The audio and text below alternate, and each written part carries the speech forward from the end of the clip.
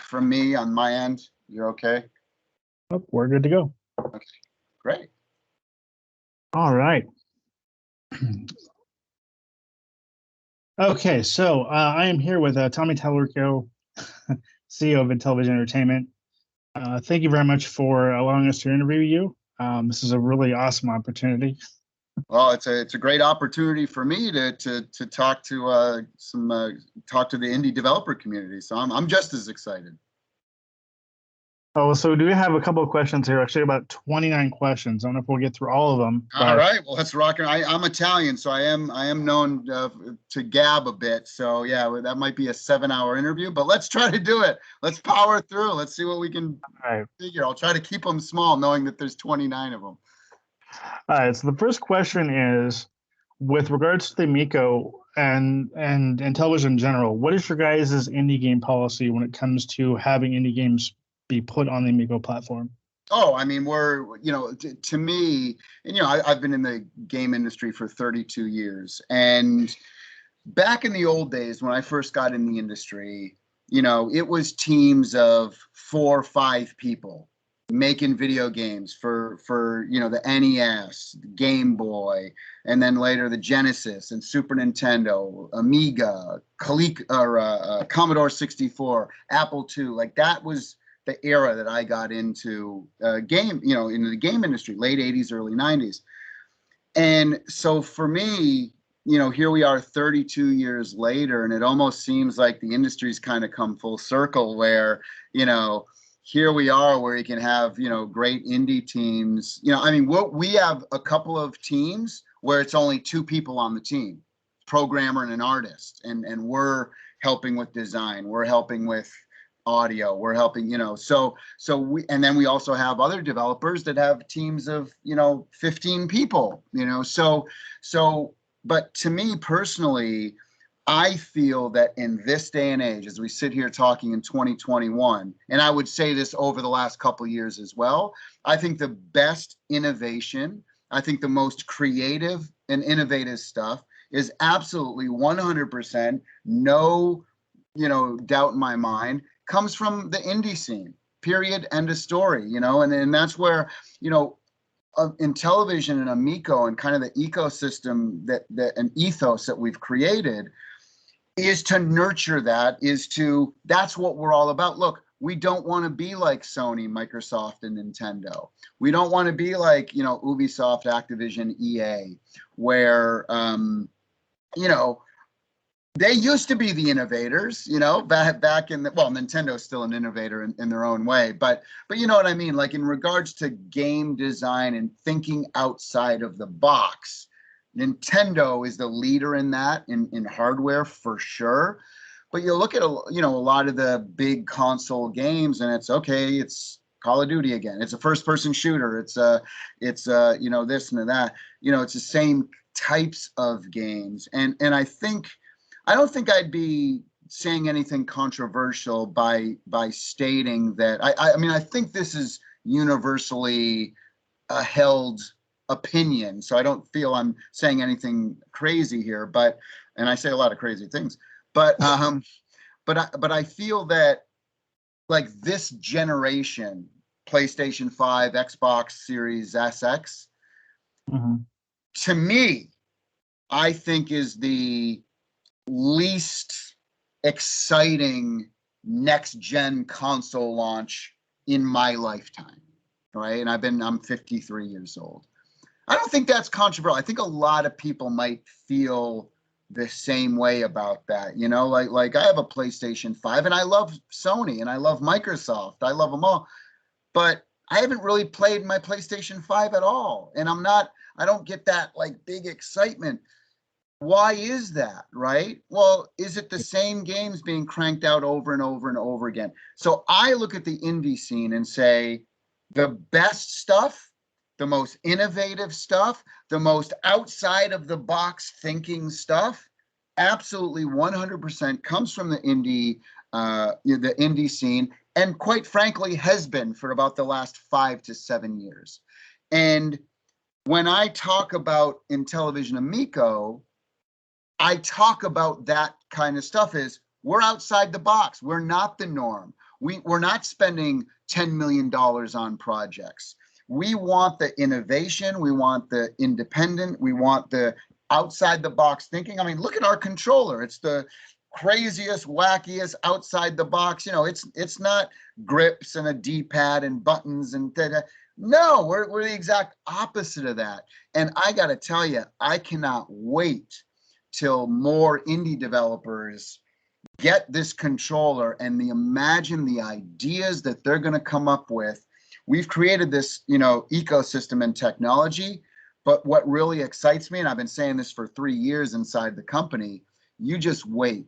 You wait. Indie developers are going to do things with this controller and system that we never even thought imaginable because of the great creativity out there. So that's a long way of saying, yes, we want the indie scene, and they're a huge part of our whole mission. Okay. 28 to go. All right. So next question is, what launch titles will there be available at launch, both packed in, available for the console, like built in, and available on the storefront? Yeah, so we have, you know, we currently have 50 developers signed up that we're working with actively. We have a couple of hundred who have inquired with us that we don't have enough capacity here. You know, we're focusing on, you know, we got about 50, 60 games in development right now in different phases. You know, our goal is, once we put the system out, is to come out with a brand new game every 10 to 14 days. Let's say 2 weeks. So, you know, 2 new games a month. And this is what's really exciting about, and what indie developers will love to know, is that one of the big, and by the way, all of us who created this console and who are at Intellivision, we're all developers. We all came from the development scene. So we're not a bunch of suits. We're not a bunch of marketing people who, you know, oh, let's get into games because it's the hot thing. We're not a bunch of you know, just business types that are looking at spreadsheets and the bottom line. We are game makers and have been, you know, anywhere from 30 to 40 years, the people on our, you know, internal team. So we understand game development and we understand game developers. And so one of the things that I've been seeing over the last 5 to 7 years is that you have small developers, indie developers, who pour their absolute heart and soul into everything they have to create their dream, right? And sometimes maybe they're all in a dorm room together, or they're living in their mom's basement to save money, and they're living off ramen noodles, and they got an apartment together. Whatever it is, they're sacrificing for their art, right? Their art being their creativity. And then they have amazing games, and they put them out on Steam or the Switch, and they're off the discoverability list like within 10 hours because 40 other games came out that day on mobile or whatever, you know? And that to me is so sad. So, you know, I feel that the biggest challenge that indie developers have is discoverability, right? And it's the marketing and the PR version of that. So that's one thing that we cultivate at Intellivision. We say, look, we want to help you make your dream. We will pay you to make your dream. We will give you back end if the dream becomes successful. And we will give you access to our programmers, to our code optimizers, to our Unity folks, to our, if you need audio and sound design, I'm personally involved. I know a thing or two. It's said that I know a thing or two about audio. You know, we give you audio. Our art directors have been in the video game industry 30 plus years, award winning. These are the guys who worked on Disney's Aladdin and Earthworm Jim and, you know, all these great games. We give them access to them to help you if you need art styles, audio, programming, design, whatever it is, production, marketing, PR, and we're paying you, right, to do this. So this is how, again, we understand more than anyone what it is to be a struggling developer, because that's where we all came from, right? And so we get it. And in fact, but to answer your question a little more, because you asked how many games.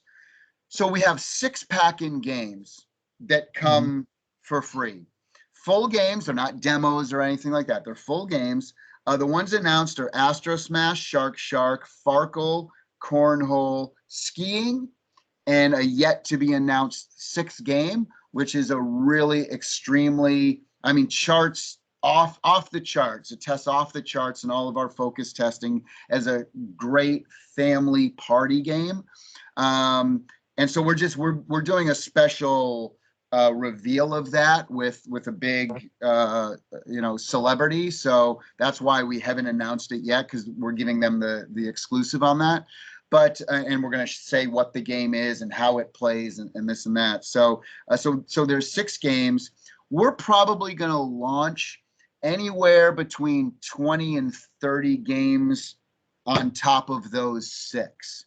Now, that number has gone down for us, because before COVID, we were going to launch with like 50 games, 40 games, whatever. And then, we were talking 35 to 40 games on launch, and then do one every couple of weeks. So we've had to cut that number down because we really, and because of COVID and the component crisis and not knowing, we're still don't understand fully how many units we're able to manufacture this year. We still have zero clue. We have a team of logistics people and hardware people and production people, a team of super talented folks who deal with this every day for the last year and a half, trying to secure the parts. We have over 700 parts that make up an Amiico, and over 100 of those are electronic components. And I'll tell you where the holdup is that our controllers all have color capacitive touchscreens on them, right? And so everything in the world, that's where the biggest shortages are, getting the crystals, getting the things that make up to build those touchscreens. Think about it. There's tens of millions of phones being made by Samsung and Apple, but even touchscreens in cars, GPS systems, smart watches, anything. Think of all the things. Even my freaking refrigerator has a touchscreen, right? All of these things are being held up because of those parts, and all the big manufacturers are coming in and securing all those things and driving the costs up. And we're a small company. Look, I'm not over here drinking my own Kool-Aid like, oh, we're going to take out Microsoft, Sony, and Nintendo. Hell no. We have our own unique path to success. And we have something that, but we don't have the buying power. We're not a $50 billion company, we don't have billions of dollars in the bank. We're just doing us, we're doing us. And we want to bring something really cool, unique, and fun and simple to the industry. So right now, we have 50 games in development. We'll probably launch anywhere from 25 to 30 games, I think, on launch this year. All right, cool. Next question is, how did you guys come up with the price of the console? Well, that's a great question. So obviously there's cost. It kind of goes back to what I was just saying, where, there's cost of goods, right? Again, we're not a company like Microsoft and Sony, where we can lose money on the hardware. There was because Sony's a publicly traded company, so this is public information. Last Christmas, they sold 4.5 million PlayStation 5s, and they took about $100 loss on each of those. So do the math on that. Sony lost $450 million. They've done another 8.5 million since the beginning of the year. And some rumors say that they're losing anywhere from $100 to $200 on those. So that would be another $2 billion loss. But again, a company like Sony can absorb that kind of thing, right? Microsoft, Sony.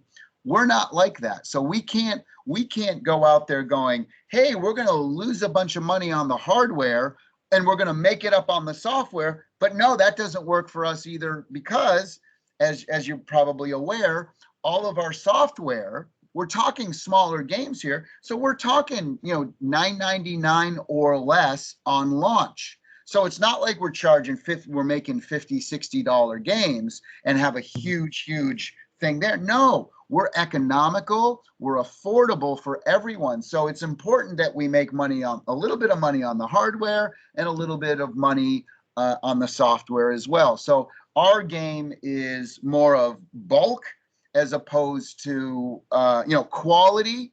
We want quality, and we want to build trust and value with our customers.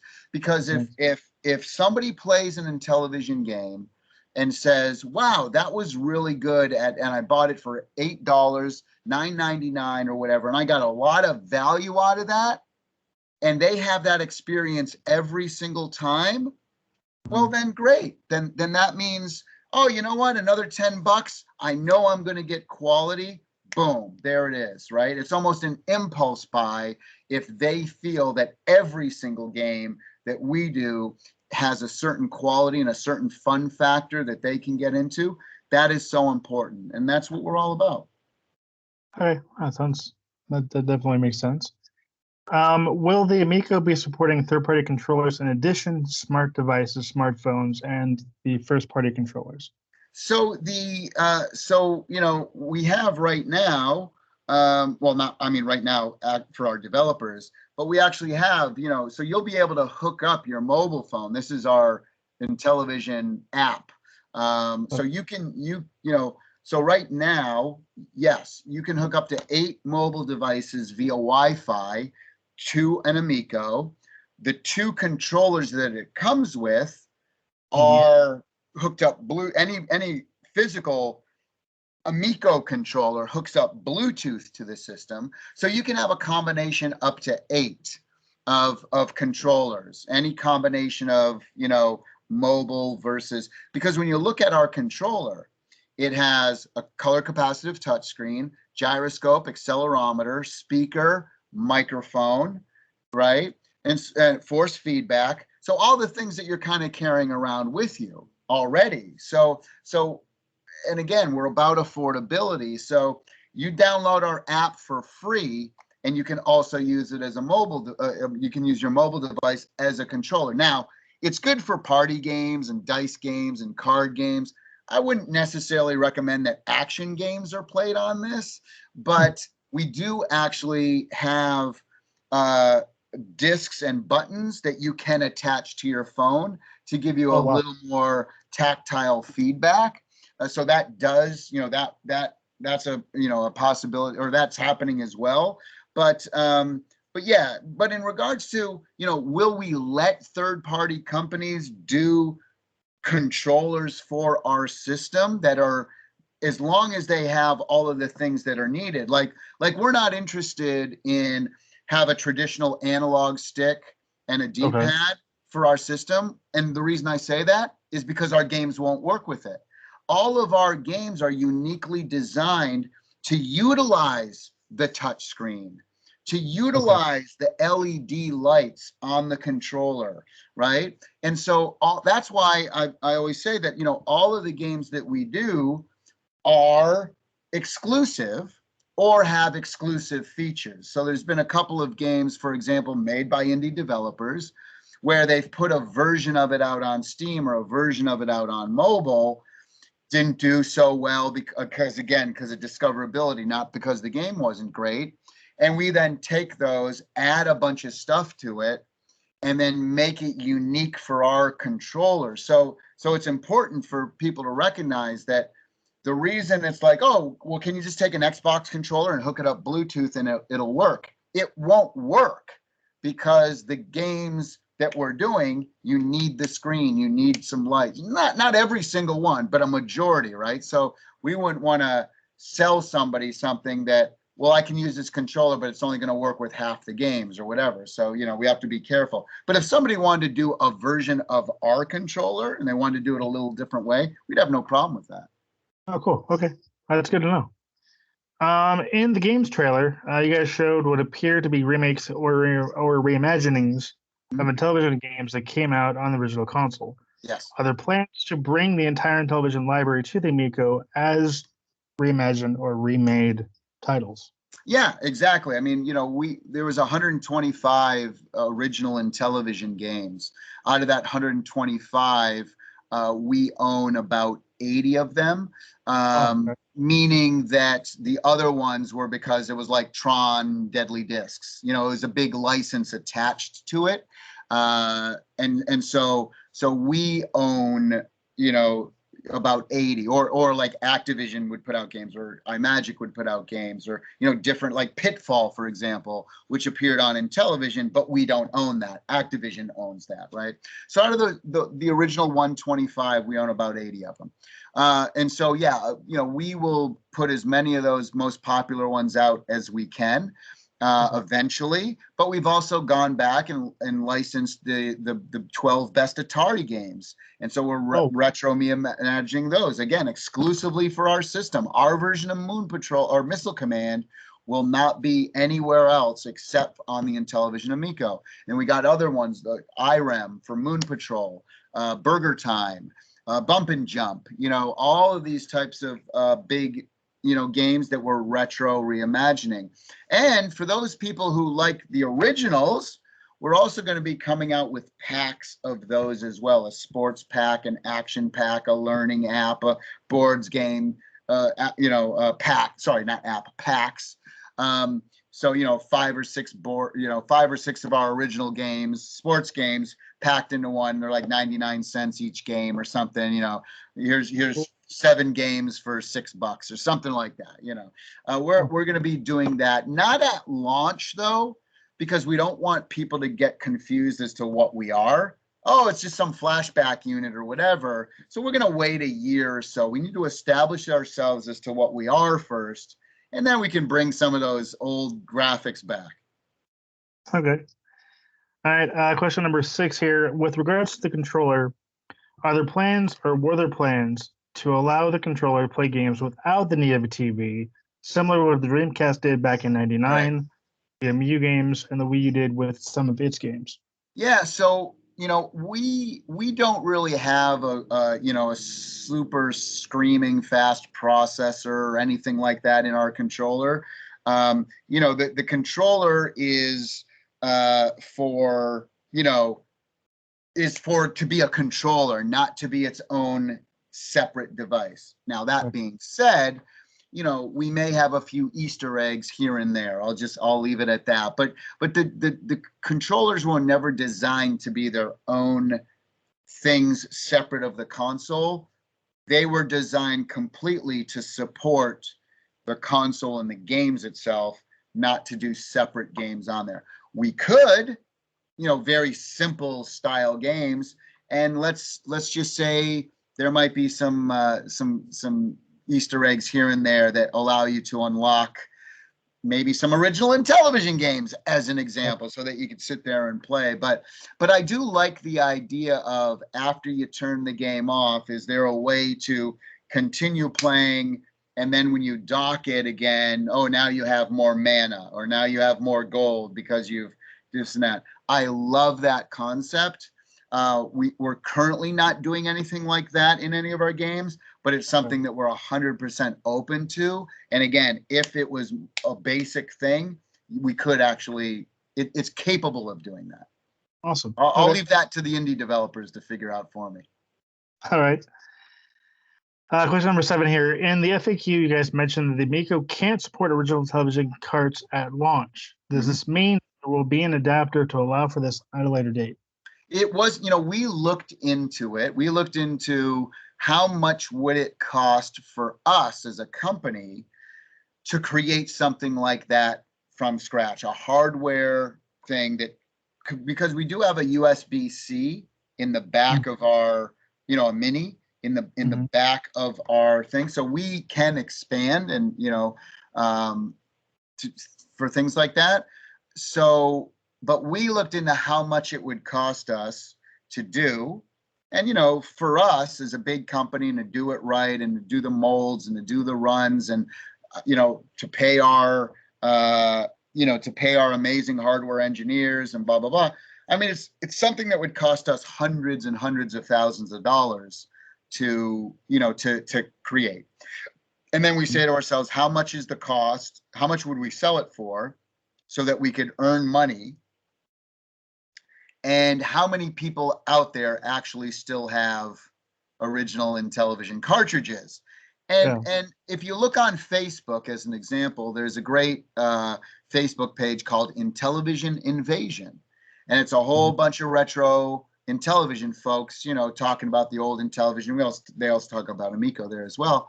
And it has about, I think, 6,000 members. Mm-hmm. Let's say there's 10,000 people in the world that collect old Intellivision cards. By the way, I'm one of them. If you look there, I literally have them stacked up, right? So, and let's say we were to sell every one of those people a unit that exists, that still has Intellivision cards. Again, you're talking about 10,000 units, something that costs hundreds of thousands of dollars to make, and then you have to go through compliance testing, and then distribution, and then packaging, and all these, things. And then when you just do the math on paper, it's a lost leader. It doesn't make sense for us right now to do something like that. Now, if we sell millions of Intellivision units, and it's something that I could do as a love letter to the original Intellivision and all the hardcore Intellivision fans that are out there that exist, and it doesn't cost me, I'm not losing millions and millions of dollars, I would absolutely consider it, even if we're going to take a loss, just because I think it would be pretty cool. Imagine a modern system that's backwards compatible with its original predecessor from 42, 43 years ago. That would be pretty, so I'd like to do that just to say we did it and it's cool. Now, that being said, if a third party wants to do something like this and charge a couple $100, because that's what they'd have to do in order to make some money, as a hobby or a love letter or whatever, we would absolutely help them do that, and we wouldn't like block that or do that. We would support that piece of hardware and get them anything they would need to know. If they're willing to take all the financial risk, we're fine to help them do that as well. So two options there. Okay, awesome. It's good to know. All right, so let's see here. You kind of touched on this already a little bit, but question number 8 here. Are the plans to bring exclusive titles to the Amico that couldn't be played anywhere else? And if there are exclusives, could you share some titles or IPs? Yeah, so right. So I talked about that. So yeah, we want everything on the console to be exclusive or to have exclusive content. And what that basically means is we just don't want to do any direct ports, right? I see. Okay. Out of the stuff that we have that appears on other consoles, versions of them, is Rigid Force Redux, as an example. That's a game that appears on Steam, Switch, Xbox, and PlayStation. But we're putting out Rigid Force Redux Enhanced. We put about another 6 months of development into it. We added new music, we added new sounds, we added new controls, we added a bunch of new stuff. Another game, Take Our Evil Knievel game. This was a game that originally only appeared on iOS and Android. I don't even think it's available on Android anymore.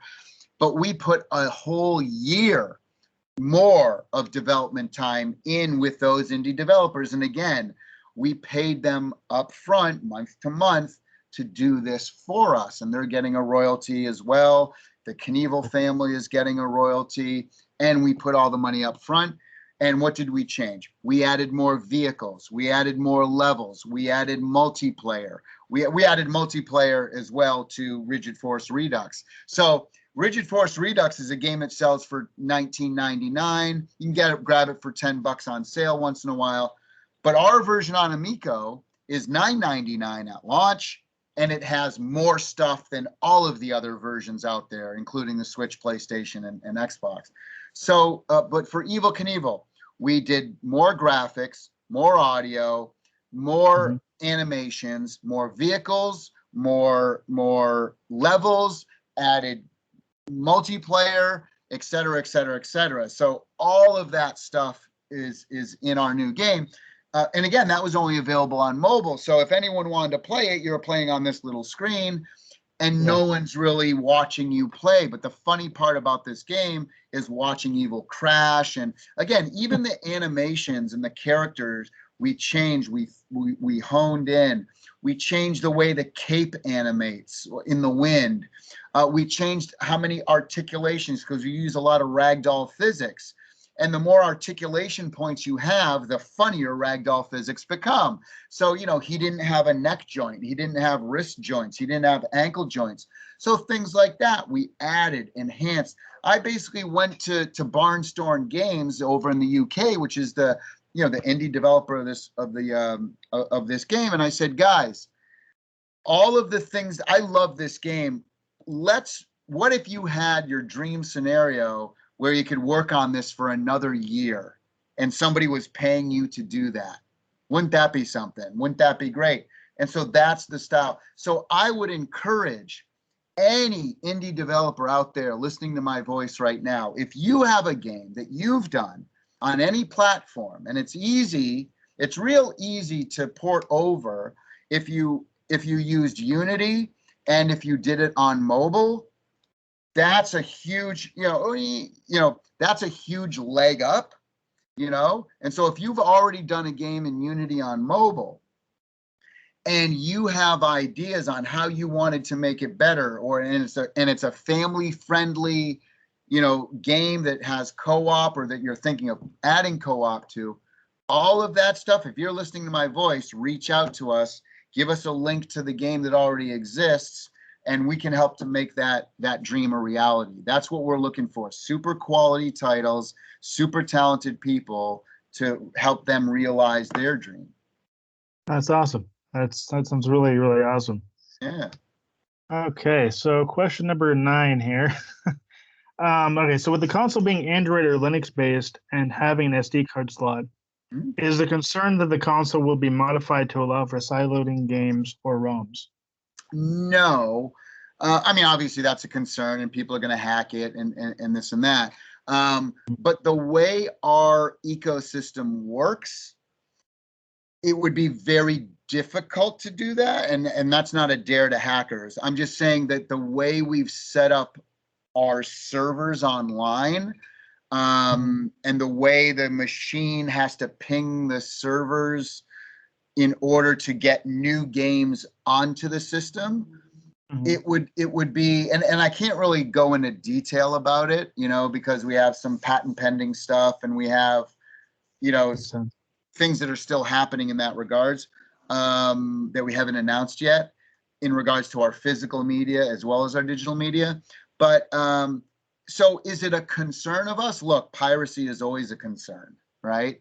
But the way we've designed it, someone will probably figure out a way to do it, but they'll never be able to hook the system up again to the internet, meaning to get new firmware upgrades, to get new, any of the new stuff that we're offering online. They could never use any of our online leaderboards, that kind of stuff. So again, and that's not a dare for anyone. I'm just trying to, because again, look, I'm not stupid. I'm not drinking. Oh, we got the greatest security system. Hell, we can't even keep our damn developer portal secure, let alone the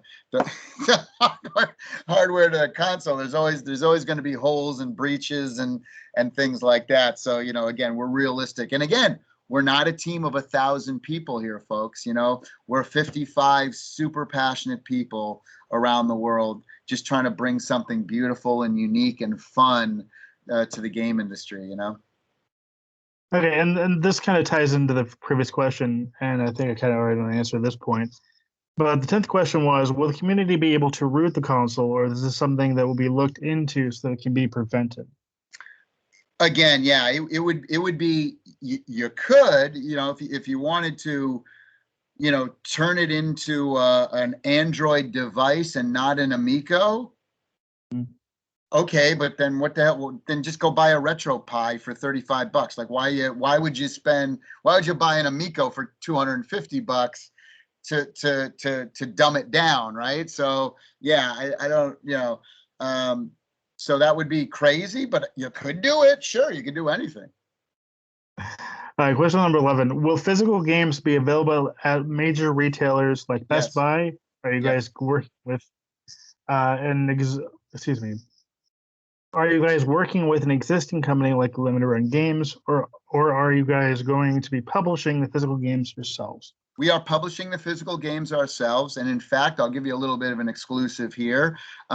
All of our physical games, we have 8 of them. They're already in production. They're almost done. In fact, they'll be done by the end of this week. So we'll have those sitting in our warehouse.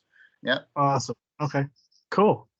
But now that being said, we've certainly, been speaking with Limited Run as well about maybe doing a certain special thing here and there. So that's not off the table either. That's something that we want to do as well. But in regards to our physical games, yeah, we've spent the money to come up with the technology, to come up with the packaging, which is very unique. So we had to create our own packaging from scratch, all of the molds, all of the things inside, extremely unique. No one's ever done anything like this before, that like what we're doing. So I think people are going to be really excited about it, especially collectors. Okay, so you said that. So you mentioned so they will be available at Best Buy or other retailers like that, or Best Buy, GameStop, Walmart, Amazon. But we hope everyone will get them directly from us too, because we make more money that way, direct. But right. but yeah, we're gonna have retail presence. Especially like at GameStop. That'll be the first one. GameStop will be the first one for retail. And again, people ask me all the time, when's it coming out? Do you know when it's coming out? We're still trying to hit our 10/10 date, but with all this crazy component shortage around the world, we don't know. We're trying our hardest to secure everything. We don't know if it's going to be 100 consoles or 100,000 consoles. I mean, at this point, there's probably not going to be 100,000 consoles. It's just not physically possible with the timeline and the money, that we have. I can't lose $100 a console. It put us out of business, and that benefits no one. So if we have to wait, then that's what we have to do, make a business decision. But we're hoping to at least have some kind of soft launch. If we can get our founders editions out there, if we can get our tens of thousands of pre-orders out there, that would be a huge win. Get it in people's hands, because people, they gotta play it in order to understand it. Me putting together a trailer of gameplay footage does us no good, because people are like, oh, they look like mobile games. It sucks. The big thing is that you have to play it. And that's what we're doing a lot of. We just did a big event in Pennsylvania this past weekend at Crayola, the Crayola Experience. Hundreds of families playing this thing and loving it, absolutely loving it. We did a event a couple months ago in Dallas, in Texas, where we showed people, just the general public, coming up, playing it, loving it. So if we're going to be delayed, we're going to go on tour and get this in people's hands so that it gets them even more excited about it. Showing gameplay footage is not going to do anyone any good. Right. I know, it definitely makes sense. So the next question here is number 12 here. How much more will the physical games cost than digital games? And will there be a point where the games will become a bit more expensive after the initial launch? Great question. So yes, at launch, they're $9.99 for digital, and physical is $19.99. Oh, wow. So isn't that amazing? And I'll preface that by saying on launch, because to answer your second question, yes, the games will go up from there. Now, are they going to be $30, $40 games? No. But if digital games creep up to $11.99, $14.99, maybe even $19.99 at some point. And we want to give ourselves the flexibility of that for a number of reasons. First and foremost being, we don't want to limit what the games are just because everything's got to be $10 or less. If there's an amazing, like take a game like Earthworm Jim, for example, we want to make the best game possible, and we don't want to cheap out and just, oh well, the numbers make sense that we can only spend 100,000 on it, so that blah blah. No, that's not what we're doing. Again, we're about quality, simple, easy, affordable, fun, simple. And if Earthworm Jim cost 4 times more than all the other games to make it the way we want to put it out, the original team wants to put it out, then we're going to do that. We're not going to put out anything mediocre just so we can hit a $10 or under price point. We'd be crazy. The other thing is big licenses too. You know, if we want to get licenses from places like Disney, they're going to want more money. And in order for them to want more money, we're going to need to charge a little more because they want a higher percentage. And if we want a great developer to do it, we're going to pay them a higher percentage. So yeah, again, we're not crazy. We're not stupid. And, you know, there was a 10 Commandments thing that I posted a couple years ago, and that's recently been making the rounds again. You know, the 10 Commandments of game design for Intellivision. And that was really, like, people are taking it way too literal. I guess because I called it the 10 Commandments, as if, but look, does every Catholic follow the 10 Commandments? Do a few commandments get broke here and there along the way, and are they still good people, and can they still get to the pearly gates of heaven? Yes, people. So let's not, you know, so it's not like you must do this or else. It's like, this is a guideline of our commandments. That's why I said, you know, these are the commandments of, you know, of Amico, and if you follow these guidelines, you should be good as gold, right? But if somebody came in and said, hey, now there are a couple of them that we'll absolutely not break. For example, the family friendly thing, right? So we want to keep things family friendly. We're not going to have you know, we're not going to have violent, bad language, nudity, that kind of stuff. We're not going to have that on the system ever. We're not going to break the trust of our families by doing something like that. But if somebody came to us and said, hey, I got this really amazing thing I figured out with a 3D world, and boy, does it work really fun with the disc, I'm not going to say, nope, you can't do that game because 3 years ago I decided that the 7th commandment is going to be whatever. No, we're not crazy. Those are a guideline. All right. All right. So a lot of consoles have an achievement/trophy system in place. Yeah. Will there be one in place for the Amico aside from leaderboards? If there is, will it be like other platforms, or will it be more like retroachievements.com where it's web-based and requires internet connection? No, we have achievements within our games, you know, so local achievements and things like that.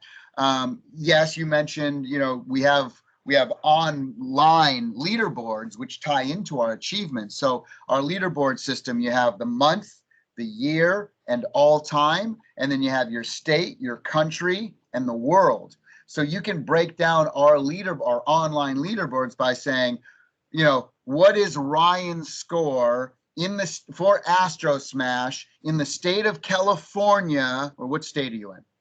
Oregon. Well, there you go. Okay. So Ryan has the #1 score in Astro Smash in the month of July in the state of Oregon. And if you were able to complete that by the end of the month, you'll get an achievement. And you're the only person in the world who will have that achievement. And if your score was the biggest in the country, well, then that would be your achievement. And not only do you get that within your profile and that you can share, but we email you a certificate, and you can print that out and put it on your wall. That's pretty cool. Yeah. That's really awesome. Wow. Cool. All right. Question number 14. So with there being 6 games being available at launch, is there a plan to make a viable flow of games? Do you guys have devs lined up, or is it an open platform? Yeah, no. It's a closed platform in that we are the publisher of all our games. It's, you know, it's not like Switch or Steam or mobile where you can just upload and it's there and you pass this process. We are not that. We have we publish every single game, and we do that for quality control reasons, and again because we want to be able to market and do PR and give you our teams and give you our help and give you our money, for every single game that's out there. Now, some people don't need our money. Some people don't need our help. So, and that's cool too, but you still need to go through our process because, because we're going to be marketing it. We're going to be putting the PR into it because, a lot of teams don't have, a lot of developers don't have their own marketing team. All right. And question number 15 here, you kind of touched on this a little bit previously, but the question is, what incentives do devs have bringing their game to the Amico? For instance, you guys offer a higher percentage on sales and royalties compared to their platforms, a transparent method to get a game on the console storefront, or will it be very similar to other platforms when it comes to submission sales?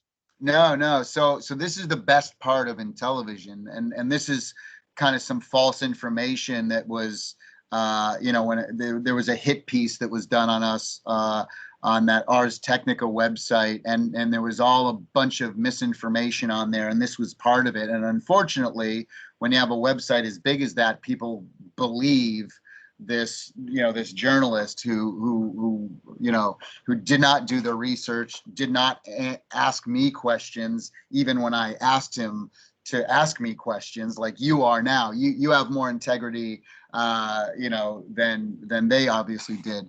But and so this was one of the things that went out there, this false information that all of the games take 50% royalties. Absolutely not true.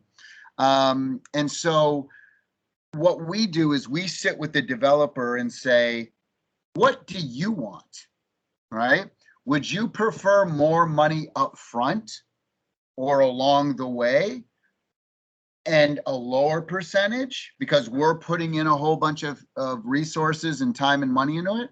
Or maybe it's like, hey, look, our game is done.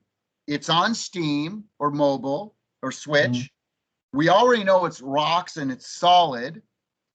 We'd like to put this on your system. And I say, oh, wow, that's a really cool game. And they might say, and hey, we have an idea on how to make it co-op and how to put some extra stuff in here. We'll give you a couple extra levels, but we're going to do all the work, Tommy. We don't need you at all. Well, great. If that's and we don't want any money up front for that. Well, if that's the case, then yeah, you're going to get a much bigger back end. That's your, that's your choice, right? Mm-hmm. But if you're a team of 2 people or 3 people and you'd really like to, be paid month to month to month and this and that, well, then you can decide that or anything in between. Consider it like a slider, monthly payments, royalties, and you can kind of mess around. And as long as it's fair for both sides, it's not like, it's funny. It's not like, developers are like, we're holding a gun to their head. Oh, you have to do this. And we're taking 50%, whether you like it or not. I mean, this is insanity, right? Obviously, we're working with tons of developers. And I would say this to anyone out there listening: go on Intellivision's Intellivision's YouTube channel. And we put out in last October of 2020, we put out a video, or maybe it was August. It could be August. Yeah, it would have been August of last year. We put out a video of our developers talking about why they love Intellivision and what they think of the controller. Just watch that. So don't if you don't believe me, right? Because I'm trying to sell Amico and I want to attract developers. So of course, oh well, this guy's a car salesman. We can tell, right? He's a salesman. He's going to tell us what we want to hear. Don't listen to me then. Listen to all of the people who are making games for us already and who absolutely love us. Go watch that video. All right, good, awesome. Okay, so moving on here. So question number 16: with a price point higher than the Switch Lite, equal to the original Switch or full Switch in some colors, mm-hmm. How are you going to compete with Nintendo's Kitty image? Yeah. So again, when you say kitty image, I believe that you can do family-friendly, fun games that mm-hmm. aren't kitty, right? So, you know, all of the games that I grew up on, and I'm 53 years old, in the late 70s, early 80s, when I was playing video games, like, you know, a game like Space Invaders, that isn't kiddie, right? A game like Donkey Kong or Pac-Man isn't necessarily kiddie style. So that whole kind of and talking down to everyone, and everyone's like, you know, and it's like makes you want to puke. So that's not what we're about. Now, you know, do we have Care Bears and Sesame Street on our system? Yeah, but those are educational games for kids 5 and under, you know, and that's a very small percentage of all of the games. But you look at games like Night Stalker and Missile Command and Cloudy Mountain and Moon Patrol, those aren't kiddie games at all, yet they're family friendly. But to get more to your thing, so let's talk about this for a second, because this argument comes up a lot. And look, I don't feel comfortable ever comparing Amico to Nintendo, right? Think of us more, because anytime I bring it up, people demand, they want to hear the differences, but then when I give differences, it's like, oh, well, you're dogging Nintendo now, or putting Nintendo down. I'm like, no, you asked the question. You know, you want to know the differences. I'm telling you the differences. I'm just being honest, right? So I always feel uncomfortable because it's a no-win situation for me. But let's continue though. So Intellivision Amico comes with 2 full controllers, the ability to hook up to 8 controllers via mobile device for free. All of our games are $9.99 or less or on launch, but let's say they're going to be around $10, right? They're all family friendly. And it comes with 6 free games. Full games, not demos. Premium too. Okay. That's your point. So let's compare this to the Switch. And again, folks, friends, please, I am in no way, I love Nintendo, I love the Switch. I'm in no way putting it down when I make this comparison, okay? Let's be clear about this. And when people ask me, where do you see yourself on the chart? You know, because you have like PC quality up here, and there's PlayStation and Xbox here. Then down here, you got the Switch. And then like down here, you have mobile. Think of us in between mobile and the Switch. That's where we want to live. And by the way, that's a big ocean right there to be swimming in, right? Because there's 200 million hardcore gamers, in which the Switch goes into, and there's 3.1 billion people who play mobile every day, right? So we're going to live somewhere in between. Now, are we going to grab hardcore gamers? Sure. We going to grab retro gamers? Of course. Are we going to grab mobile gamers? Are we going to have people who own a Switch? Are they going to want one of these as well? Sure. There's going to be crossover to all this stuff. But our wheelhouse is going to be living in between the Switch and mobile. That's how we feel. And we have a lot of data and research and focus testing that backs us up, which is why we're able to raise millions and millions of dollars through private investment, because people see what what everyone else sees when they look at the data. So that being said, let's compare. Because you mentioned price, Switch Lite's $50 less. Okay, our whole goal is to put out a machine where couch co-op is in every single game, where we're bringing people back together into the living room to play games together, no matter what your skill level is. So right away, you have to take Switch Lite off of that chart. Boom, goodbye, because it can't do that. It cannot do that. You cannot dock it to your TV. So you're done on there, okay? So that one goes off. So if you compare, hey, the Switch Lite is $50 less. Doesn't matter. It's a different thing. It can't do what we do. Okay, fine. So let's take that one out. Now let's talk about the Switch. $299, $349 for the new one, but let's go with the $249. So Ryan, if I said to you, I want you to do this math in your head. If you wanted to play a 4-player game, couch co-op game, in your living room on a Switch, and you wanted to play 6 games, okay? And I'm going to limit it at 4 players and not say 6 or 8 players, because a lot of our games you can do that. But let's just limit it to 4-player games. couch co-op in your living room on a Nintendo Switch, how much would that cost? 6 games. Do the math, rough math. You don't have to be exact, but do a rough math for me. Think about it in your head and give me a number. So it's $300 for the Switch. Yeah. So You're gonna, okay, let's say you split this Joy-Cons, even though everybody knows those suck, split apart. Right. But even if you were, and then, okay, you had to buy a couple more controllers or another set of Joy-Cons, which is $80. Now you have to buy 6 more games. What would you say? Probably about $600, I'd say, give or $500 take. to $600, right? Yeah. Amico's $249, and you can do that out of the box. So we're half the price. So there you go. That's the answer to your question, right? Fair. When you think of it like that, because that's what we're going for. That's what we're going for. Right. Okay, and the next question kind of correlated. I mean, you've pretty much answered this, but I'll ask anyway. Children and non-gamer parents walk into a store. They know the name Nintendo. They know it's associated with kid games. They see this other, more expensive console, also vying for a family image and excluding their children. Excluding their older children. Mm-hmm. Why would they choose this other console they haven't heard of? And I think you kind of answer that by saying that the Amiico platform offers incentives to buy it on that system, given the fact that there's more content there. And it's more family-oriented, more multiplayer-oriented. So here's the number one concern of young parents. And this is a study, anyone can Google it. The number one concern of young parents is that they give their kids too much alone screen time. Okay? So when a parent walks into a GameStop, a non-gaming parent, as you said, and they see something that they can play with their kid, or something that, oh no, I'm just going to get this and then they're going to lock themselves away in their room and I'm never going to see them again, you tell me.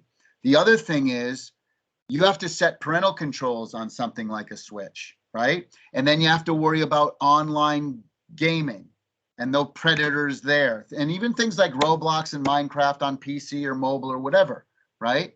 But you have to set those parental controls. There's a lot of adult content that's available on the Switch, and a lot of those non-gaming parents aren't tech savvy. So now they have to worry about that, right? And so the number one thing that non-gaming parents love about our console, the number one thing is that we don't allow that kind of content on our machine. They don't ever have to worry about it. They don't have to worry about our system being online, kids playing online games, because we don't allow it. But then throw in the factor that, wow, I can actually play this as well, like I did the Wii. Yeah. Because look, I got news for you. And again, I'm not dogging any other system. My mom bought a Nintendo Wii 15 years ago. She's now 80 years old. She was 65 when it came out. My mom bought a Wii because she could do this and she could go bowling. It was super easy. My mom did not buy a Switch. So there, you know what I mean? Like, and I'm sure you know a lot of people out there who were the market for a Wii, but who are not the market for a Switch. And that's not to take anything away from Nintendo at all. The Switch is going to break records at 80 million out there already. They're kicking butt. They kicked Microsoft's butt already. Are you kidding me? With lesser technology. This is how great innovation and smart Nintendo is. They don't need the highest technology in order to kick $1 billion company's butt, right? Microsoft has a lot more money than Nintendo, yet Nintendo is doing better than them in the video game market right now. And again, that's not to take anything away from Microsoft either. It's a beautiful thing. Look, there's room for everybody.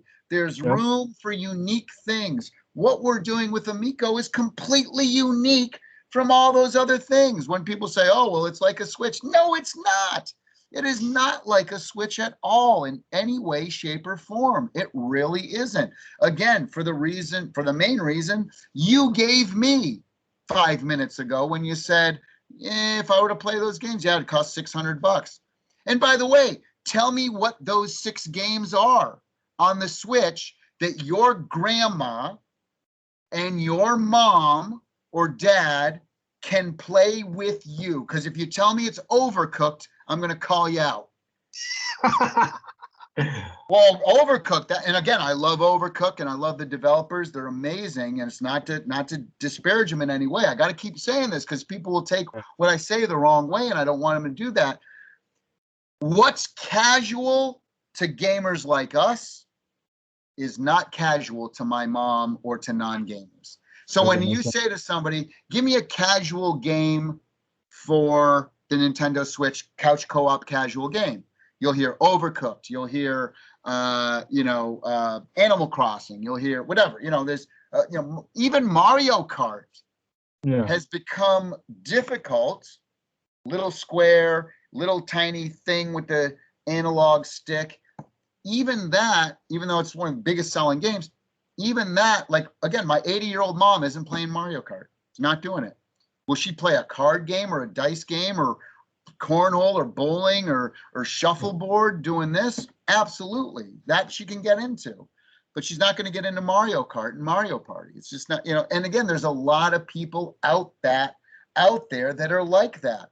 That's the reason there's 200 million gamers and 3 billion people that play super easy, hyper casual games on this. Sure, it's convenient and it's in your pocket. I get it, again, but there's an overwhelming majority of people that play this every day that do not play consoles, because when they think of consoles, it's like, there's nothing there for me. Right. And it's too hard and complicated to get into.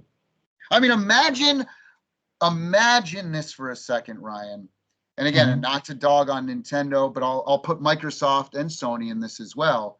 Imagine a non-gaming technophobe trying to navigate the eShop, or you know what I mean? Like, think about it.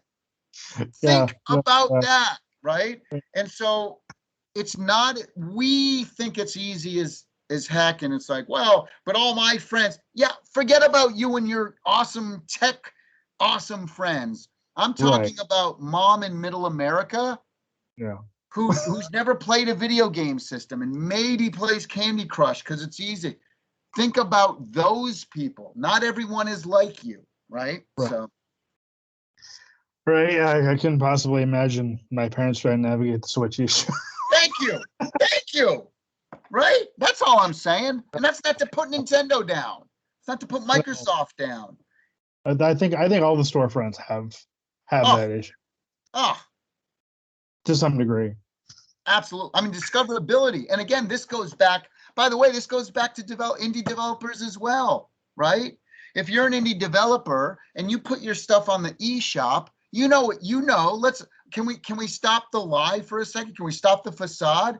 You have to go on there and sell your game for 12 cents in hopes that it'll get on the what's hot list so that you can jack your price back up so that you can make some money.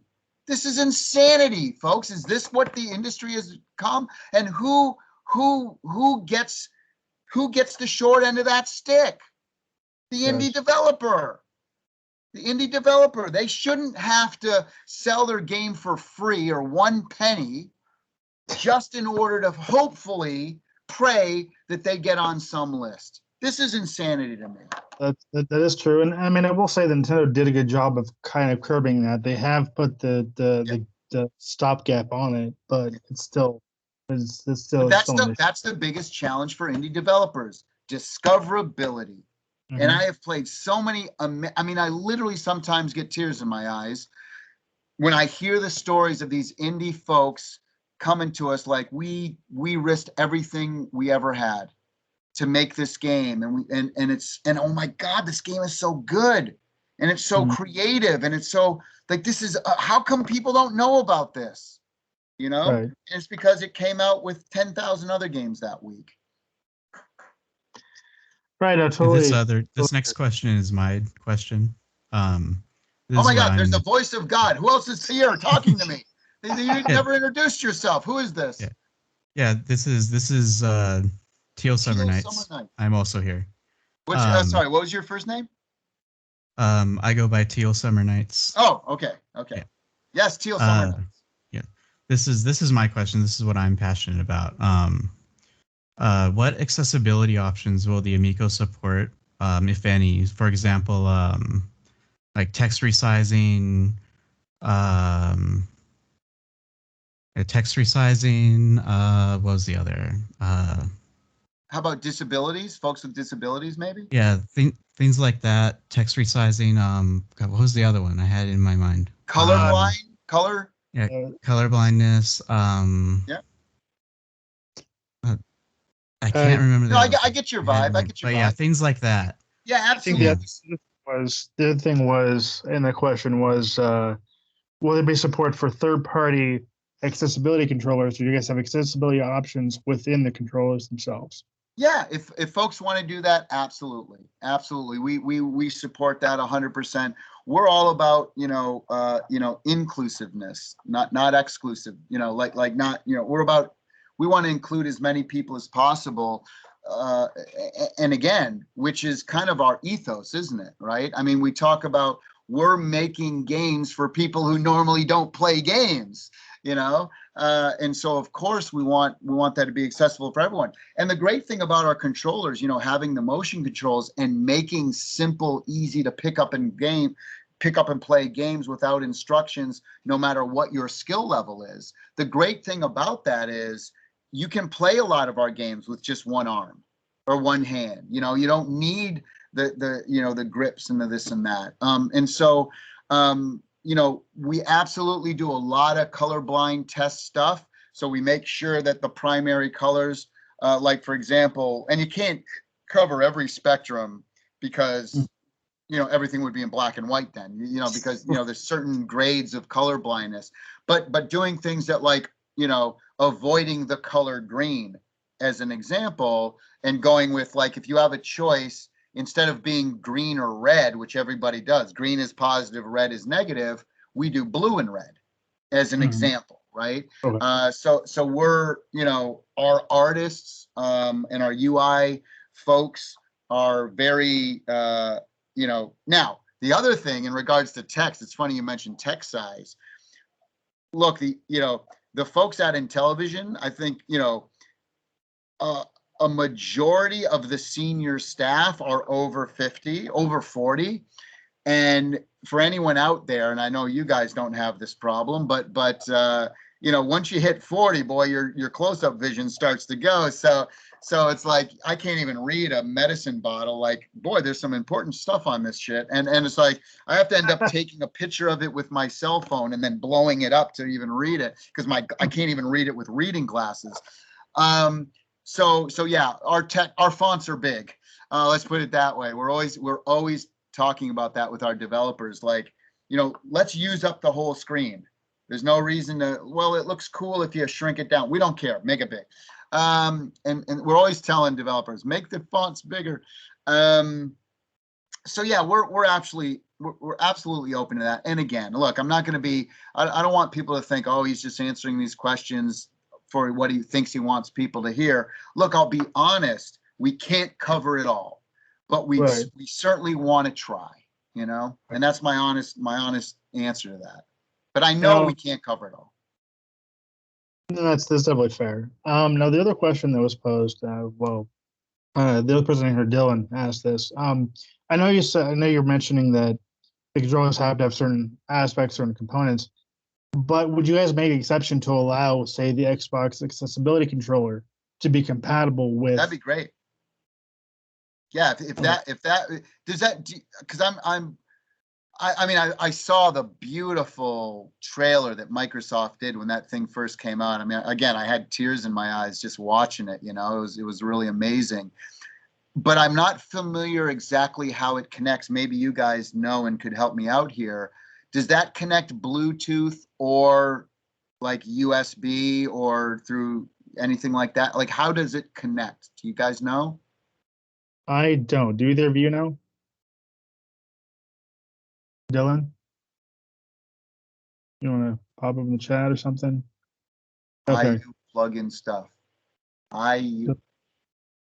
So does it plug in physically to the console like USB?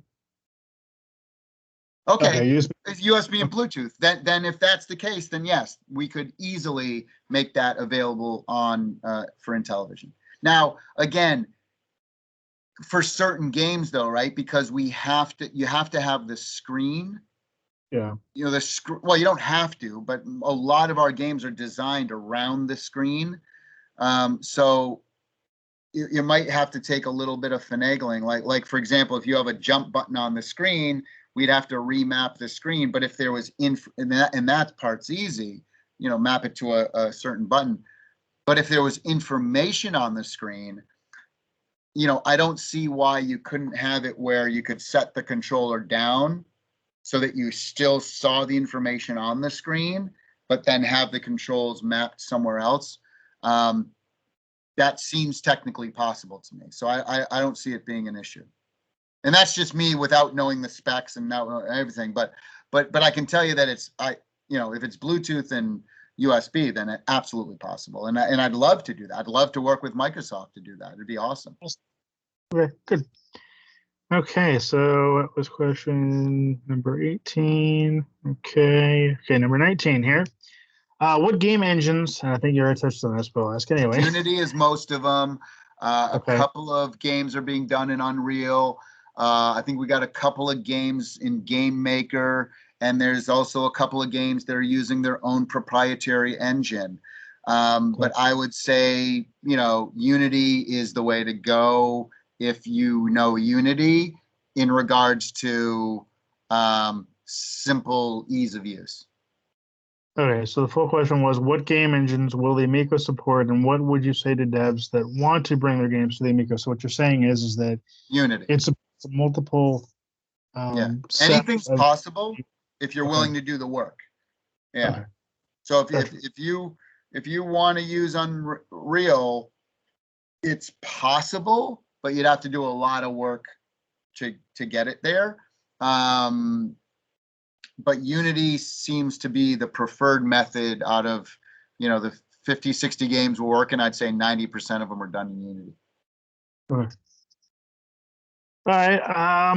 And again, you've kind of answered this, but I'll ask anyway. What is the Amico's target audience? I mean, it really is everyone. I mean, you know, we did this, like I said, we did this Crayola thing, and you know, we had hardcore gamers in their early 30s with no kids, you know, and not married, loving it, going crazy for it.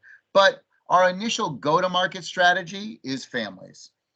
Okay. You know, and retro gamers and grandparents and baby boomers and Gen Xers, or any family with kids that are 7 and under. That's our sweet spot. Gotcha. Okay. And question number 21 here. Is the goal of the Amico to bring back the games of yesteryear to today's gamers, or are there plans to offer more modern games of today, such as Minecraft, in addition to retro-style games? I mean, Minecraft's a bad example because we wouldn't put that on. Again, everybody else can do that. That's not what we're about.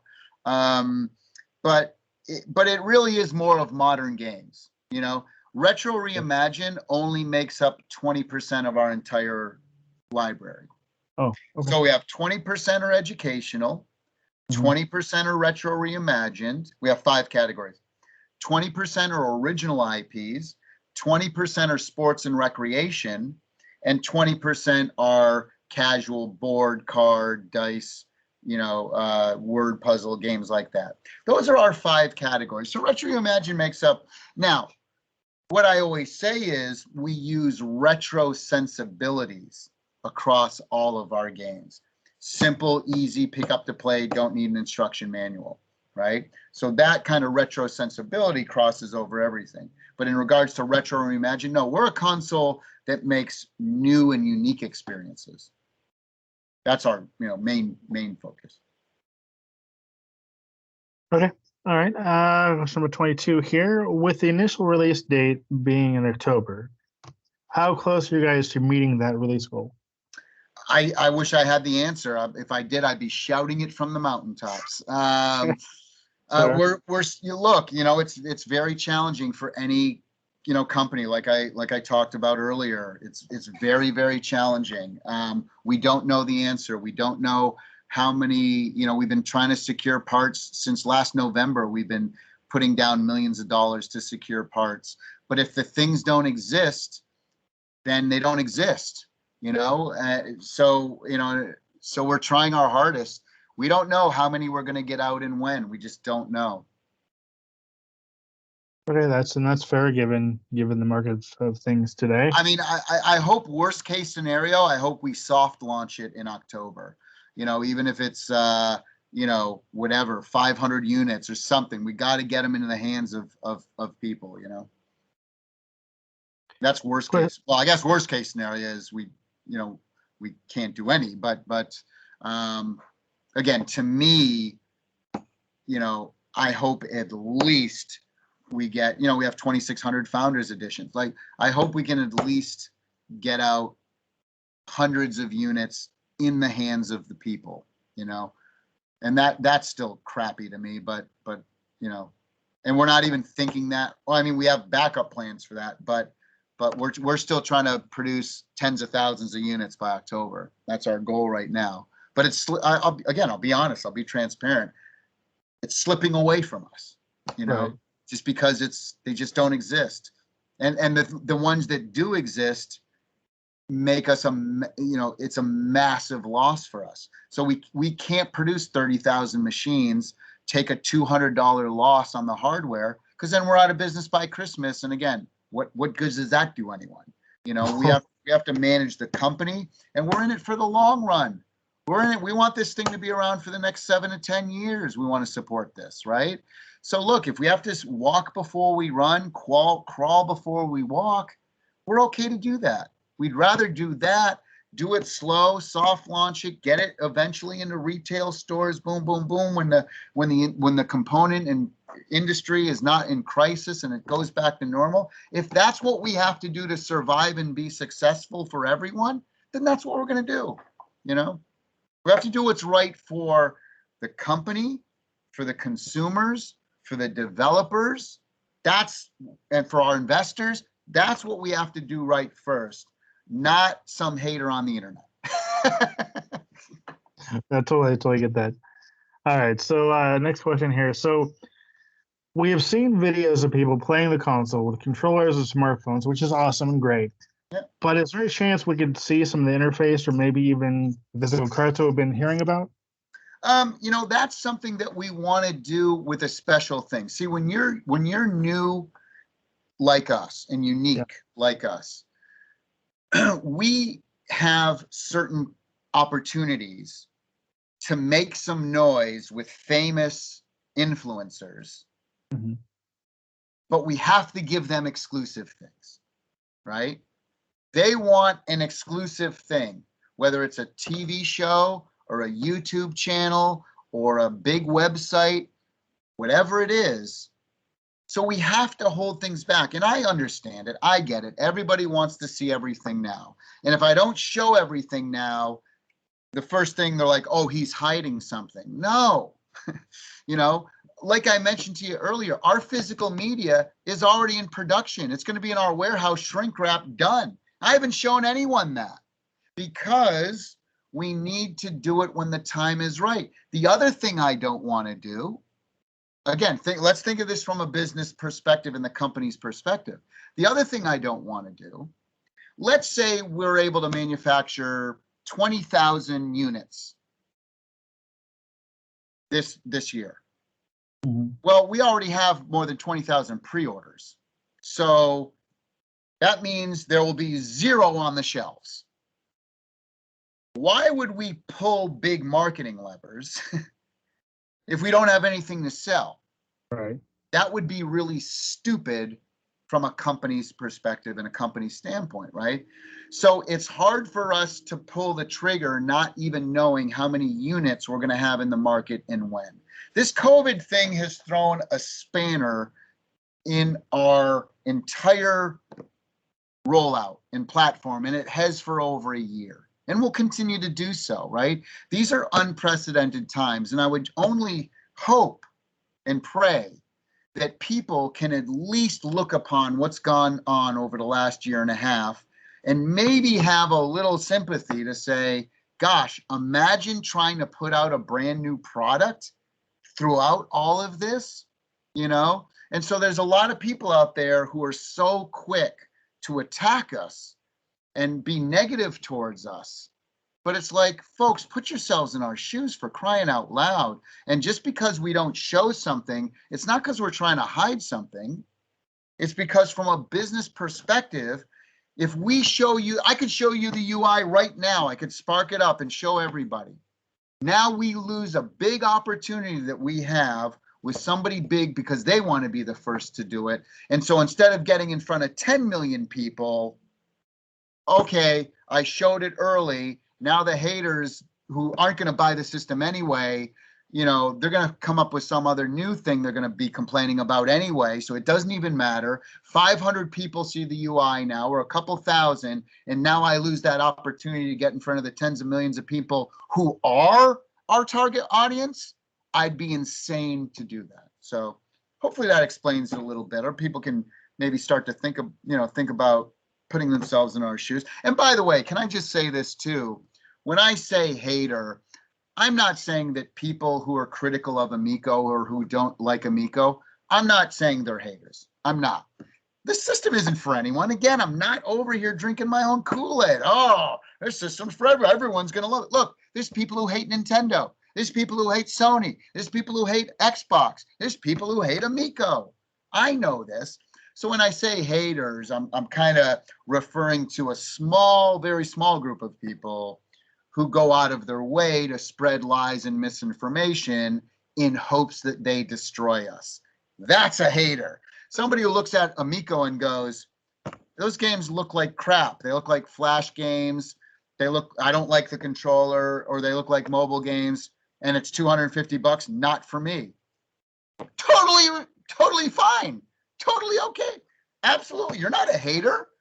The system's just not for you, right? So anyway, I just wanted to clarify that, because people sometimes, take that the wrong way. And I don't mean no disrespect for anyone who doesn't like it. It's fine if you don't like it. And by the way, the people who normally don't like it are not our target audience anyway. So what, it's like I'm telling you you're not our target audience, and so don't, so it's like here I've made this. It's like talking to somebody who loves speed metal. I love speed metal, and I come along going, hey, I wrote this awesome country song for you. You're gonna love it. Like, no, I hate country music. I hate what you're doing. I don't like it. Oh, you're a hater. No, you just don't like. I've created something that's not for you. Why the hell would I assume that you're going to love it and expect you to like it? I don't. So anyway. All right. So this kind of touches on what you said, but question number 24. We've seen games with 3D elements as well as 2D Flash games, but will the system support pixel-style games like the original Television? Eventually it will. And the reason I don't want to do that initially is because with a retro legacy name like Intellivision, and there's a lot of flashbacks. Here's a Neo Geo one, here's a Genesis Mini, here's a TurboGrafx one. I mean, who hasn't at this point put one? I got a Commodore 64 one. Where the hell is that thing? This thing. Here, mini Commodore 64. There you go, right? I mean, and so what I don't want to do is, because we have a retro legacy and name, I don't want people to assume that, oh, we're just some 8-bit, 16-bit box that we're bringing back. So eventually, I want to put pixel graphic games on the system. I just need to establish what we are first. And then by next year, we can start to do more stuff like that. Does that make sense? Yeah, no, it totally does. Yeah, it's a perception. It's a perception thing. I don't want people to get confused as to what we are out of the gate. Okay, so question number 25 here. Why incorporate an exclusivity policy when it comes to making games for the platform? Wouldn't that mean that all devs would have to have a dev kit to make games for the Amiico? Yes, all they have to have the dev kit for the Amiico. Yes, because we're a closed system, we want to work hand in hand with those folks.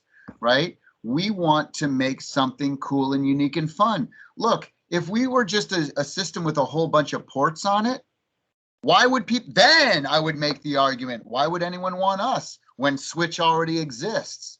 When Steam already exists, when PlayStation and Xbox already exist?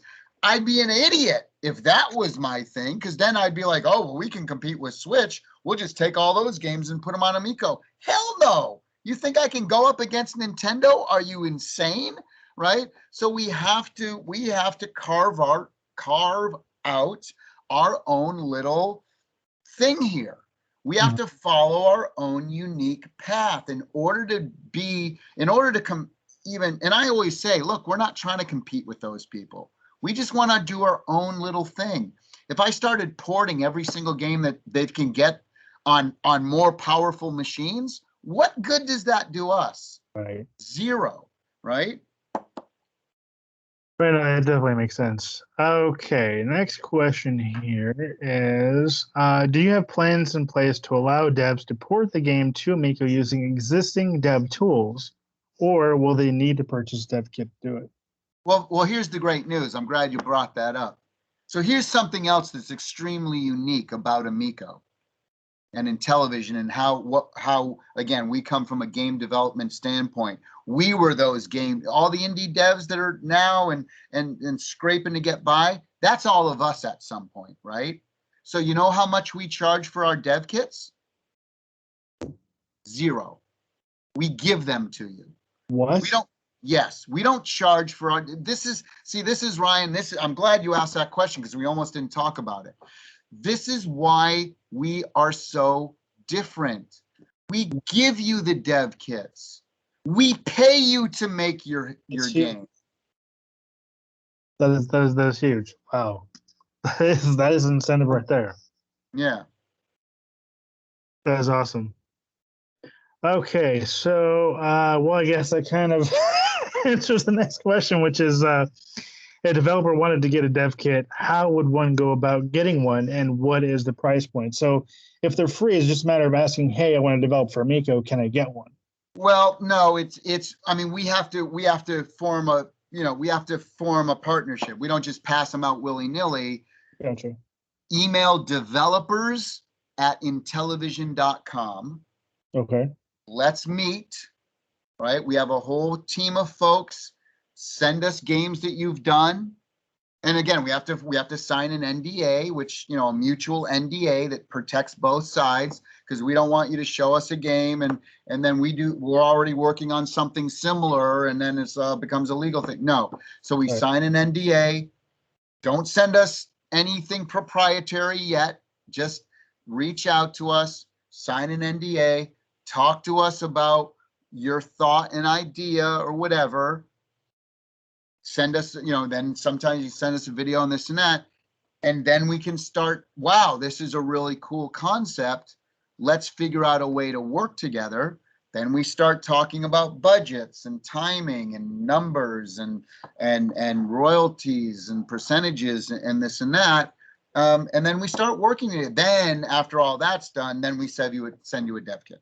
Gotcha. Right. But we have a deal. Basically what I'm saying is we have a deal in place first. Right. Before we send out a dev kit. Makes sense. Okay. So. Oh, by the way, but let me just state this one important thing to piggyback on that. If people want to create games or create a demo and just want to show it to us and that they'll know works on our system, our specs are on our website, right? You go to Intellivision.com and we have a tech specs page. You can see it. 8-core processor, 1.8 gigahertz, blah, blah, blah, blah, blah. Qualcomm Snapdragon chip. You could make the game in Unity for Android or iPhone or whatever, with similar specs. You could do that now. You don't need our dev kit. You'll need our dev kit to finish the game and to put it on there. But if you wanted to start, doing stuff, you can already do that. You don't need our dev kit to create a game in the Android world on Unity. You can do that now. Oh, that's really good to know. Alrighty. 2 more questions here. Okay, so what kind of fees would a dev be looking at when it comes to getting their game on the platform? Fees meaning what fees? You mean what they would get? So in other words, What do we take? yeah, yeah, I think you kind of already Yeah, touched. it really varies and depends. It depends on, is there a license attached to that game? Are we doing a Disney license together? Or like we would pay for it? How much did that Disney license cost? How much percentage does Disney want to take? Or is this a brand new game that the developer came up with on their own, and they wanted to put it on our platform, and they're going to handle everything, and they don't want our help with anything except, hey, can we have a dev kit? We want to put this on. Well, then obviously they're going to get, a way higher royalty than if, and again, it's whatever we need it to be. It's whatever makes sense for both parties. We either do a deal or we don't. We're very different. Oh, well, I can put a game on the Switch and Nintendo takes 30%. Great. And how much did Nintendo pay you to make that game? Well, nothing. We had to do it all on our own. Okay. And how much marketing is Nintendo doing for you? Are they going to do a TV commercial for you? Are they going to reach out to major influencers and put the game in their hand? Well, no. Okay. Well, then don't say that, if Intellivision takes 50% as opposed to, or whatever it is, 40%, 30%, whatever. Don't say it's not the same thing. It's apples to oranges. You can't compare the two. We're doing something completely different, The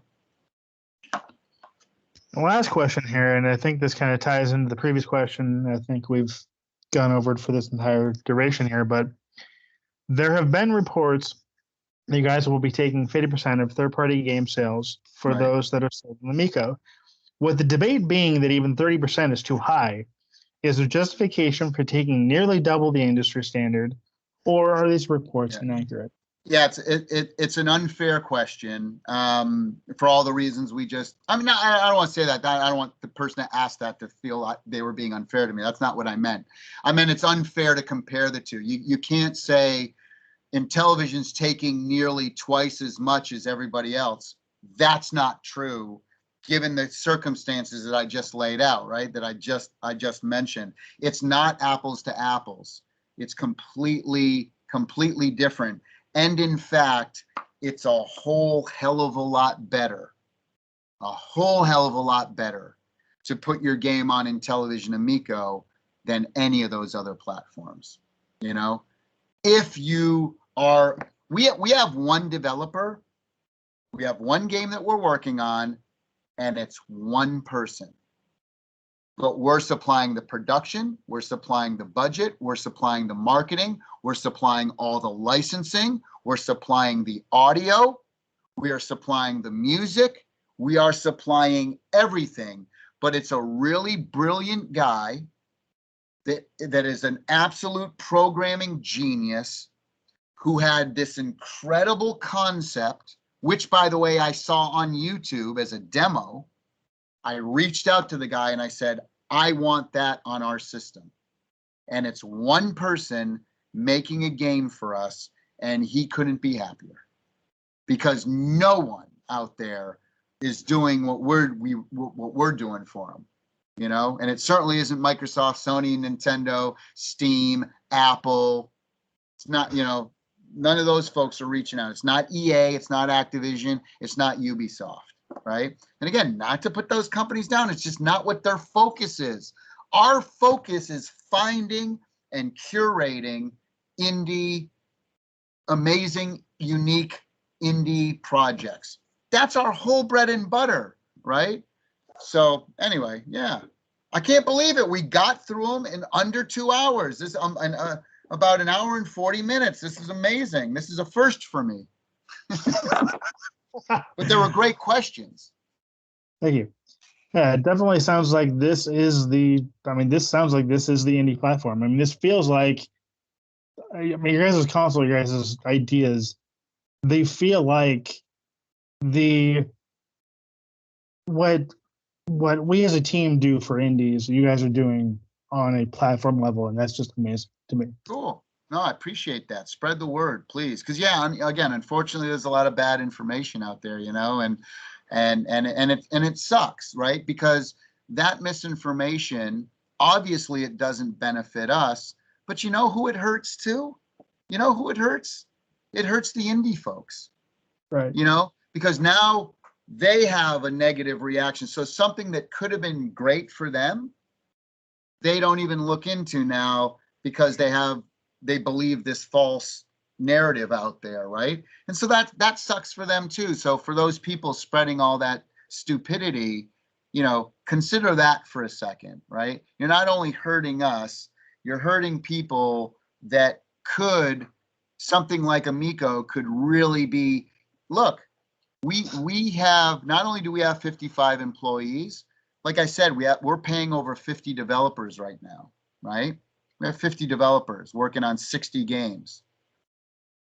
Think of the hundreds of people and their families who were, you know, helping to support every week, month, whatever, right? Right. Or those that want to finish the project but don't have the funds to do it. I mean, you guys could potentially give them those funds to be able to do it. I would love to do stuff like that where indie, like I've met a lot of indie folks at conferences and stuff, and they have amazing game, like they have an amazing concept, right? But it's like a proof of concept, and they're just looking for funding. And what do? They go to Kickstarter, Indiegogo.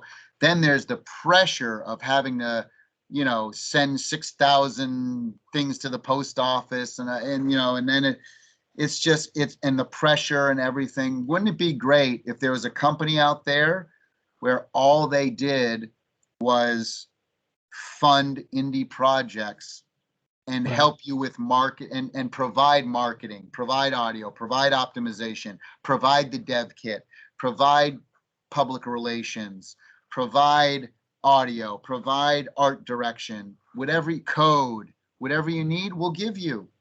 We'll give you. Imagine if there was a company out there like that.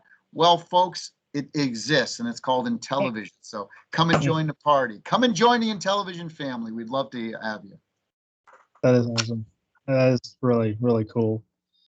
All right. Teal, Summer Nights, Dylan, do you guys have anything to add? No, I think that's it for me. What are your thoughts about everything you're hearing, Dylan and Teal Summer Nights? What are your thoughts about what I've said? I think it's all right. Sounds pretty good. Cool. I'm definitely excited for this. Yeah, it definitely sounds like. Sounds amazing, is that Dylan? Yeah. Dylan says it sounds amazing. Good. I'm glad. Yeah, it does. I'm really excited to see what Amico has to offer. I mean, spread the word, my friend. Spread the word, please. Yeah. Wow. So yeah, I want to say I want to thank you for coming on, for doing this. It's been very informative, and it's been great. So yeah, this has been Obscure Games. Speak today. This has been Obscure Games and Consoles. Dylan and Teal Summer Nights and Tommy Tallarico. On behalf of Any Gamer team, again, I want to say a very big thank you for doing this, and it was a lot of fun. Appreciate you guys. Thank you. Thank you. All right, take care. Cool. Bye. Good night.